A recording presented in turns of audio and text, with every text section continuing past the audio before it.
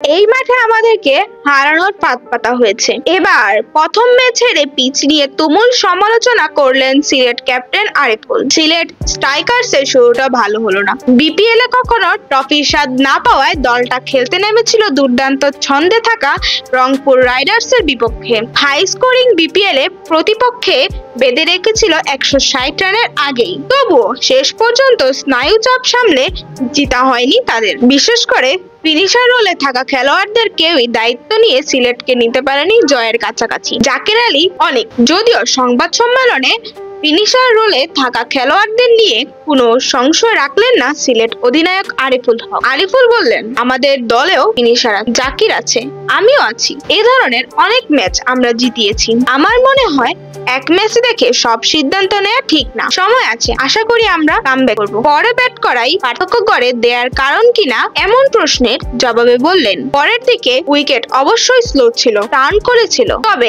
150 থেকে 56 রান আসলে অতিক্রম করা যেত, আমরাই ফেল করেছি। নিজেদের পরিকল্পনা নিয়ে আরিফুল বললেন, আমাদের পরিকল্পনা ছিল যে আমরা শেষ পর্যন্ত খেলবো, কারণ আমাদের যদি উইকেট হাতে থাকে শেষ 5-6 ওভার যদি 50 রানের একটি লক্ষ্য থাকে তাহলে আসলেই আমরা আমাদের পরিকল্পনা অনুযায়ী আমরা খেলেছিলাম। তবে ওই সময় বেশ ডট বল হওয়ার কারণে আমরা সেই পরিকল্পনা অনুযায়ী যেতে পারি। সুপ্রিয় দর্শক, ভিডিওটি ভালো লাগলে অবশ্যই লাইক করবেন। ধন্যবাদ।